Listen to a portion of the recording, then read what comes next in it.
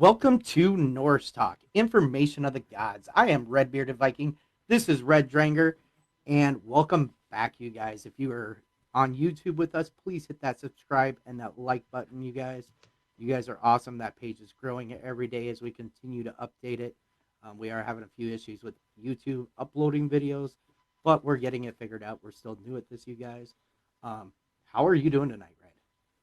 I'm doing awesome. Had a great weekend. I'm super excited to finish off this book. I was super excited to finally sit down with the author and have that talk with everybody. I'm very curious to see what anybody thought about that episode, if there are any more questions, but that was an amazing experience, and I'm excited to see what the next book is going to bring. Yeah, having the author on was amazing, you guys. I hope you guys were able to make it. If not, it will be uploaded to YouTube within the next week or so you guys can check out that episode as well. YouTube So if you, dependent. yes, YouTube dependent, we're gonna try. Um, if you guys were here, you heard from the author herself. We are starting as of tonight, you guys. We are starting the raffle for that signed copy of the Asatru from the author. She is going to personally sign it to the person that wins the raffle. Yep. So if you guys want to get in that raffle for a chance to win that signed copy of the Asatru from the author personally signed to you, it's going to be $5 for one entry, three entries for $10. You can put those entries in under Pay of the Pal, Ven of the Mode, or Cash of the App on my Beacons page on my bio, you guys, to enter to try and win that copy in the raffle. It's awesome. She's going to hold off. We're going to run that raffle from tonight through next Monday. And next Monday, we will draw the winner for that raffle. When we draw the winner for that raffle, you guys, at that point, we will start the raffle for mine and Dranger's personal copies that we used during the episode that have all of our notes, our highlighting, and everything in it. So there will be two winners of that raffle as well. We will start that raffle the following Monday and run that for a week as well. Yeah. But if you guys want a chance to get a personally signed copy of the book from the author, she is going to personally make it out to however you want it. If you want it your screen name or your actual name, whoever wins can choose how they want it made out to them. And she will be mailing those out after I get the name to her. Remember, you guys, if you are entering into the raffle, please, when you enter, make sure that you put your TikTok name in the comments portion. If you don't put your TikTok name in there, it's really hard for us to figure out who that account belongs to. So please, please, please, if don't forget your TikTok name. Yes, so you guys will have a week for a chance to enter that raffle. You can enter as many times as you want. Every $5 entry will be one raffle ticket. Every $10 entry will be three entries for the raffle. Yeah. So you can double it by putting in 10 instead of 5. But that's exciting. And then not this coming Friday, you guys, but the following Friday, we'll make sure that we keep announcing this as well.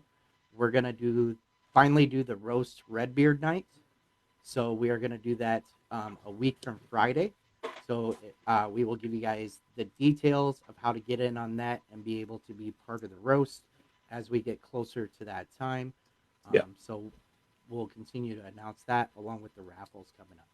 So there's some exciting things going on. We've decided to host the roast on TikTok, just because that way as many people can come in and go out as they can. It's a little bit harder to do that on Discord. So that being said, the roast of Randy Redbeard will be at a Comedy Central level, not a Discord level, just to keep and make sure that the live is going on. So I'll be emceeing that. It'll be lots of fun. I hope to see all you guys there. Yeah, this has been something in the planning for a while. It came about one night when we were all hanging out online, and they decided that they wanted to do a roast Redbeard night. So we, with everything going on now that the book's done and we're taking a couple weeks off, we are going to go ahead and do that before we start the new book. he always says just some night, and he doesn't mention that that was the night that he was so gonzo that he just stared at the screen for the entire 20-minute conversation and forgot about it until like 3 days later. Somebody messaged him being like, "Oh, that roast sounds like such a great idea." he messaged me, go, "What? Are we doing a roast?" Good times. Yeah, I believe that was the night of the auction for Jordan to help Jordan out. Yeah, yeah, that was towards the end of the night that night. Yeah, I was pretty snickered because Jordan was hosting the live. I was just there for support. Yeah. He just started looking down at his phone. He just never looked back up again.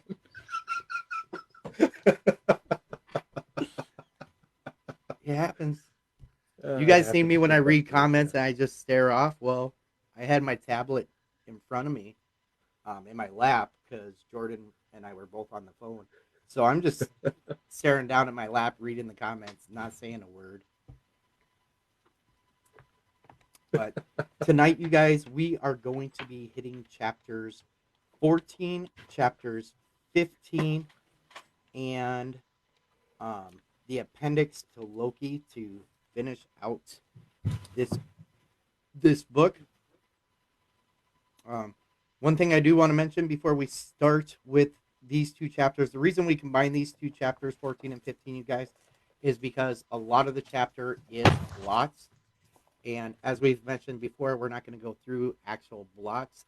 We will talk about the different types of blots, and give a little bit about what their meaning is. Some of them, there's a time of year, season where you do it. We'll talk a little bit about that. So we'll just run through each of the blots, but we won't actually read any of the practice blots or anything, the example blots. We'll just kind of give a summary of each blot and what the meaning of the blot is, why you would do it. And then after we get done with the blots and we hit chapter 15, we will be doing the same thing in 15, but 15 is about the life rituals, like the birth naming, weddings, funerals, stuff like that. So we'll briefly be going through those, and then we'll talk a little bit about Loki, and that'll be the wrap up of the book. We got some awesome information last time we were on from the author about the appendix to Loki. We were kind of curious why she had wrote an appendix to it, and she went over that. So if you guys missed it, you'll have to check it out on the YouTube to find out what she had to say about it. That'll get you to the YouTube. And please, when you get there, hit that subscribe button. So you ready to start this chapter 14, Red? Absolutely. I'm going to get you to kick off the blots and stuff like that because, like I said, I don't remember any of them. Yeah, at I always love her little quotes at the top of each chapter, you guys. This one, it says, "Tsuna rises and Tsuna falls, marking the change of the seasons." Um, and that just kind of leads us into talking about the different blots for the different seasons. The first thing that she does talk about, and we did ask her about this when she was on the show because we weren't sure what the sign of the hammer was. The first one is the hammerite, which all the hammerite is it's a cleansing ritual to prepare your space or the space that you are using with everybody gathered, to prepare for a ritual. And what she explained to us is the sign of the hammer is basically just like that. And it's just doing it from north, south, east, west. And there's a saying that goes along with it that she mentions in the hammerite. And it's basically just all the hammerite, you guys, is a cleansing ritual to prepare you for either your blots. You can do it when you're preparing your altar to do your offerings, anything like that. Um, it's a good time to do that just to cleanse the area prior to doing it. So then the first blot that she talks about, you guys, is the solitary blot, which tends to be more simplified by just meaningful as kindred or community led blots. It's basically a leaf blot, and it does not need to be spoken, but it is heard in the heart. It says, find a bottle of your favorite beverage, mead, or more traditional offerings, cider, or anything works to that point. When you're going to offer something to the gods, ancestors, Vatir, that they will appreciate it. You know, especially if you're doing it to your ancestors or specific gods. Um, use something that you know they're going to like. You obviously don't want to offer them something that you know they're not going to like. Yeah.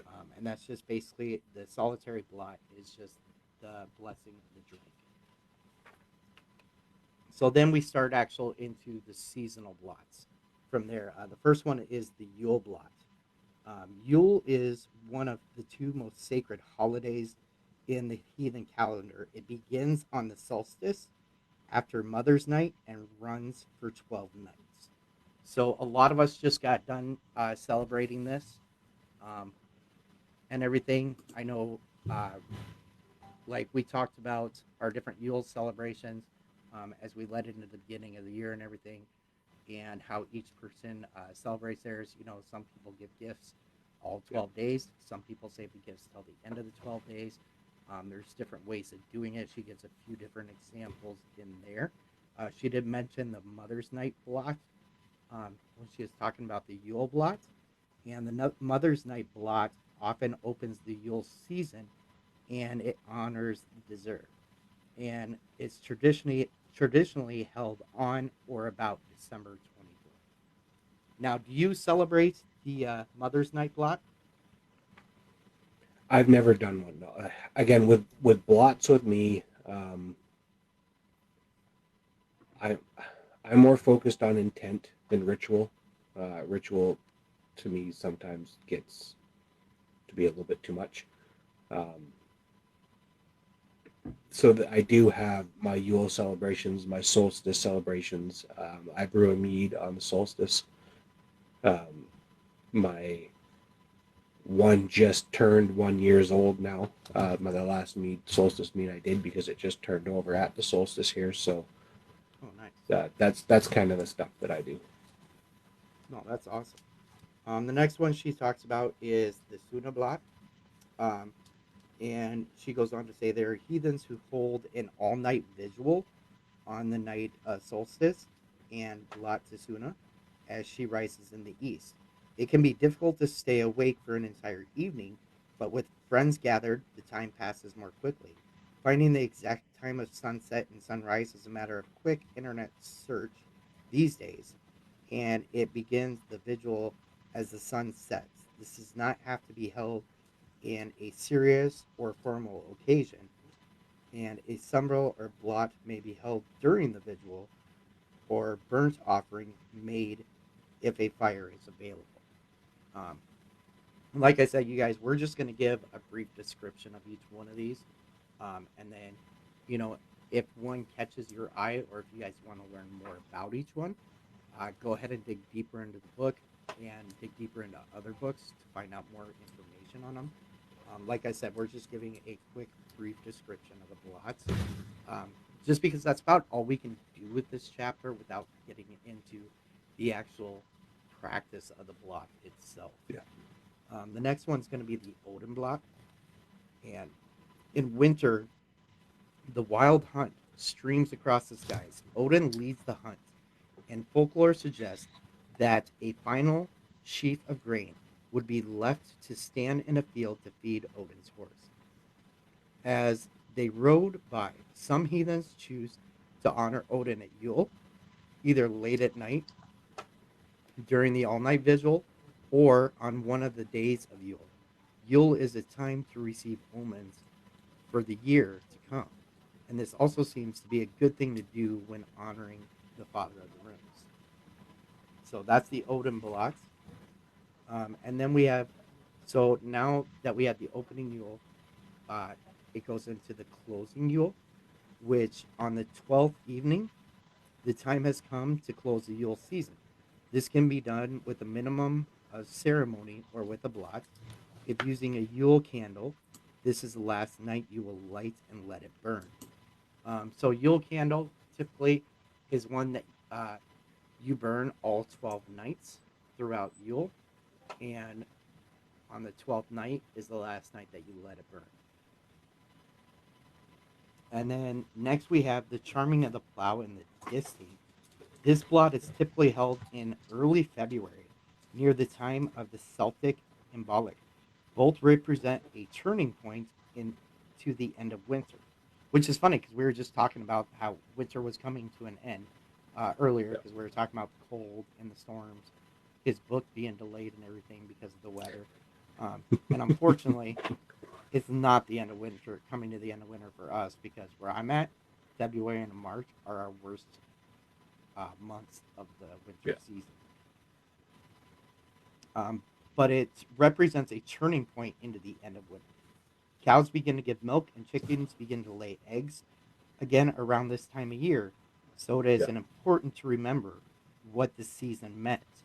A return of milk and eggs signify the coming summer and meant fresh food in the ladders.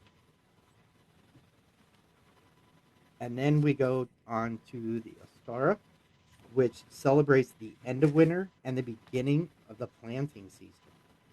It does say in pre Christian times there were only two seasons, winter and summer. Um, Stara could then be used to mark the end of winter and the beginning of summer.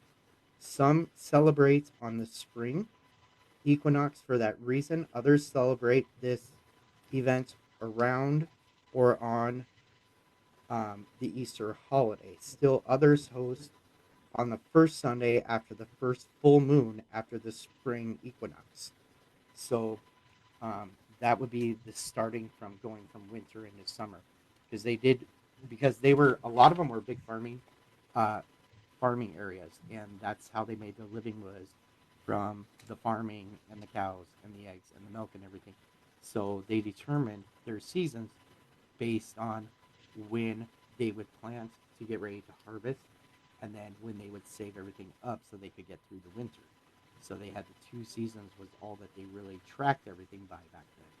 I mean, now we have four seasons, of course, but back then they went by two. So our next one is midsummer, which marks the halfway point of the year, and it is the solstice opposite of Yule and should be seen as a summer celebration. Here we have the longest day instead of the longest night of the year. The first harvest happens around midsummer. Consider using the fruits and vegetables of the season, whether from your garden or your farmer's market, as an offering for a midsummer blot. So now we have the midsummer blot, which is marking the time of harvest. So then the next one is going to be harvest, which the harvest is, depending on your geography, roughly surrounds the autumn equinox, the time when the day and night are the same length. This is when the final preparations are made for the coming winter. And remember, in Northern Europe, winters were long above the Arctic Circle. Winters lasted as long as 6 months, with the sun not even rising during the midst of the seasons, which some of you in Alaska um, that are in here can relate with that. So then the next one is going to be our winter nights. Is the next one she talks about, which winter nights officially begins winter. It is the most often held at the end of autumn and after all the harvests have been brought in. In the northern hemisphere, this typically happens in October or November. The opposite in the case of the southern hemispheres, which will be celebrating Ostra and the coming of the springtime. Winter nights is about bringing everything indoors to survive the winter. The people gather in the long halls before the first snowfall, and all allies are welcome with them, especially the ancestors, the gods and goddesses, and the beneficial spirits of the land and home. A fire can be lit if there is a fireplace, or consider lighting the room with candles, and this is to be a solitary blot. The blot can remain simple and to the point, even with more than one person present. So, and that starts your winter, the beginning of winter, and that ends our blots. So, next we're going to be heading into chapter 15, which is the sample life rituals. So, I'm going to let Red just kind of go through the little bit at the beginning of each paragraph on these, and then we'll talk about Loki. And that's on page 205, Red. Yeah, I totally got lost. No, you're good.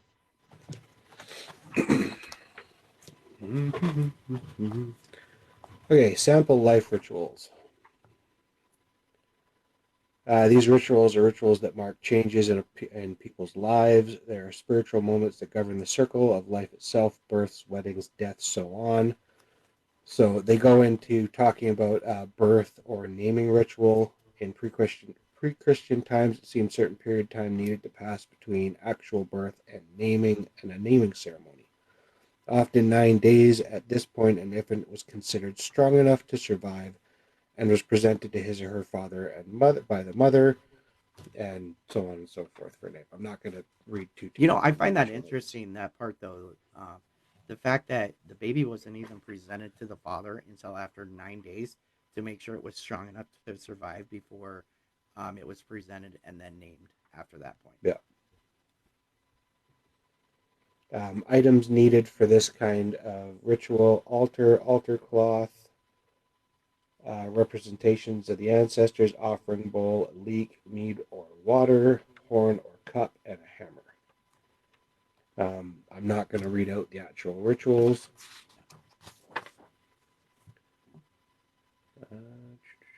The next ritual it gets into is talking about man and women making. A man or woman making marks the time when a child begins to take on adult responsibilities for him or herself. So again, kind of a more coming to age ceremony.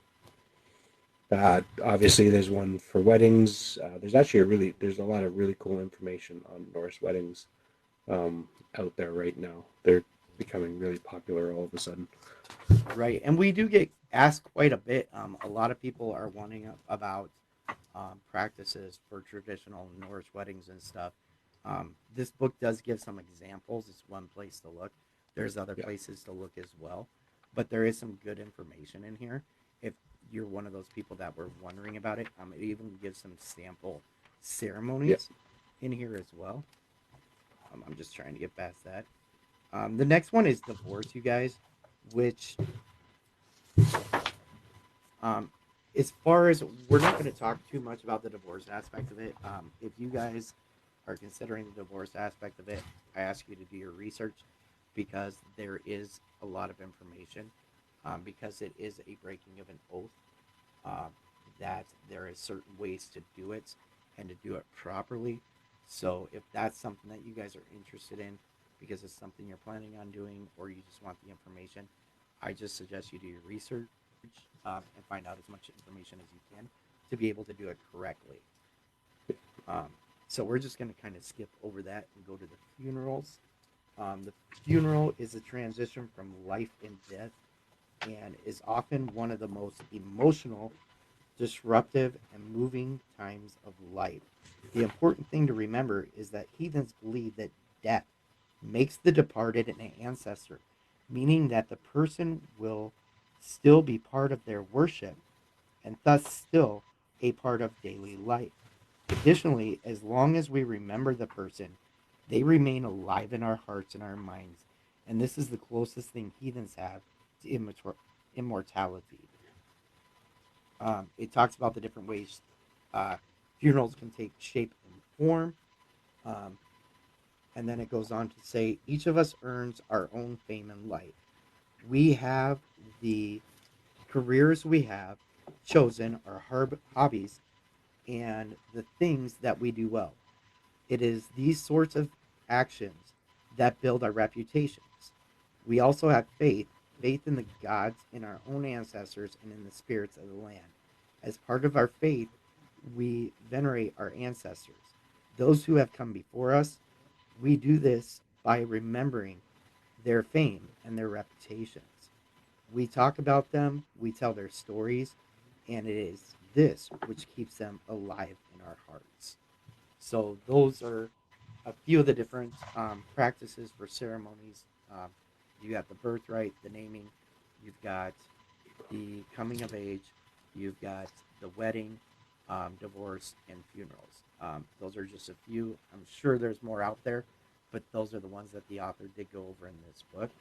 So the last thing that we're going to go over tonight, you guys, is the appendix, the problem of Loki. Um, so for me, um,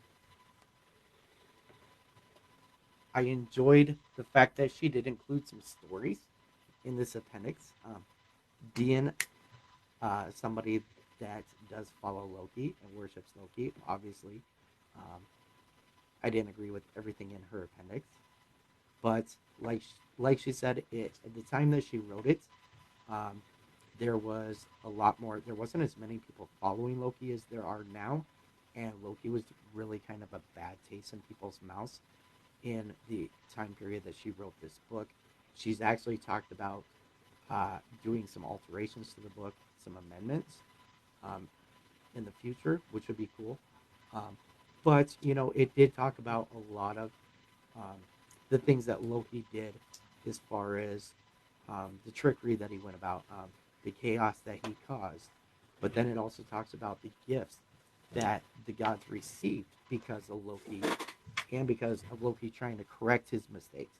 And I was talking to Red about this earlier, and Loki reminds me of somebody that has the middle child syndrome, where they figure bad attention is better than no attention. So they're always kind of doing bad things to get attention, but then they have to do other bad things to correct those bad things with the people that they did them to in the first place, and it's just a vicious cycle because it's the only way they get attention. But like I Yeah. said, a lot of good things did come out of it too. You know, all the different gifts that the gods received from Loki striking bargains with the elves, or with the not the elves, the dwarves, and everything else. So there was a lot of good that came out of it, but he didn't necessarily go about it the right way. He was kind of that awkward kid that didn't know how to socialize. Yeah. Loki is an interesting character um, because depending where you fall in your own beliefs, your own day to days, your own, I don't want to say ethical codes because that's not the right word for it. Different people view Loki very differently. There are people that see just the part of his mention in Ragnarok, and to them that makes him outcast, that makes him an enemy of the gods, and they won't deal with him. To others, they look at him as a general trickster. Um, the book does do a really good job at really briefly describing that when you call an entity a trickster, it takes on more than just the Loki made me drop my computer on the floor type stuff. Like Right. it's chaos. It's pure chaos. It's the only true balance out there is chaos, is unpredictability. Um, so it's a necessity. It is necessary, and it is usually what leads to destruction in the end as well. So it's funny how at every point in that story he does have influence in some way or form. Um, like you said about the gifts that he brought to the gods, Slipnir being one. His his trick with the elves and Mjolnir. Um, his daughter being the guardian of one of the realms. It goes on and on. The world serpent, guarding the roots of Yggdrasil itself. He's a very very complex character, um, and depending on what your views on Ragnarok at the same time are, again, if you believe that Ragnarok is the one and true end and everything's burning, your chances of understanding Loki probably aren't as good as somebody that looks at it from a circular aspect, again, of death and rebirth and recycle and so on and so forth, and him being a necessal part of that chaos that makes balance. Well, and the other thing to remember, guys, is Odin always said that he would not drink in the hall unless Loki was allowed to drink as well. So always Odin stuck up for Loki no matter what. Even though numerous times, the gods were upset and wanted to put him to death. He was able to talk his way out of it. He was able to come up with a solution that you know upset somebody else, but it appeased the gods at the time. Yeah. And it talks about too how The reason that Loki decided to go against the gods and be done with the gods was because he believed that his punishment was too severe, that the punishment with the serpent was something that nobody should ever have to bear. And, you know, Loki is known to hold a grudge. Loki is known to kind of throw tantrums. And it's through those kind of actions when he's upset that kick things into motion. But then you also got to remember, you guys, that Odin has been told the future. Odin knows what's going to happen. And, you know, having that knowledge, you know, everything still was set in motion because it was predetermined for this to happen. And it couldn't happen without all the events that took place. Yeah. If you can't change it, you need to accept it. You need to live with it. And I don't know if it really is interesting to look at all the interactions in the Eddas and the stories about the gods, and individually they're all really, really cool and they're really, really interesting, and you can pull a lot. But when you do weave it together and you look at the implications of what would be here if this wasn't here or if this was moved, and where Loki sat in all of that, he was kind of like the fall guy for the Asir. Like, it was, you know, hey, shit's going sideways. Well, fuck, get Loki to deal with it. He's gonna fuck it up, but we know he's gonna fuck it up, so fucking whatever. Like, you know what I mean? Like, yeah, It's just, it's interesting. I mean, it's like a lot of people focus on, you know, his trickery and the chaos that he caused, and they forget of all the gifts that came from his chaos. And that's one thing to remember is, like, you know, the gods wouldn't have the gifts that they had if it wasn't for Loki, you know. So it's a balance. Like, it's a give and take. Like, we got to take this chaos, but we get this out of it. Mm-hmm. But with that, you guys, that is the end of this book. Like, this book has been amazing. Having the author on last week to talk about it with us was really exciting. One thing I'm really excited about is in the next couple weeks to be starting our new book, you guys, the Study Havamal. So this book is the book that we're going to be hitting next. There is a link for this for Amazon on the Beacons page on my bio. So you guys will have a couple more weeks to get that book before we start it. So please pick that up so you can follow along with us. And again, you guys, starting tonight through next Monday is the raffle for the signed copy of the Asatru by the author, who she will personally make it out to you. So if you want a chance to win a personally signed copy of the book from the author, hit my PayPal, Venmo, or Cash App. The raffle is $5 for one entry, $10 for three entries.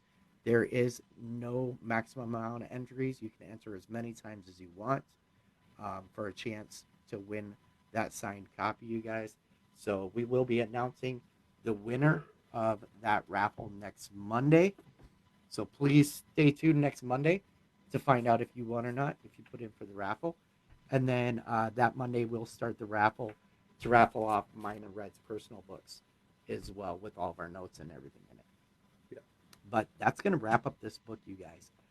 So the next few nights of Norse Talk are just going to be some community building nights, hanging out with community, having fun, talking about the upcoming book, discussing the book that we just finished a little bit.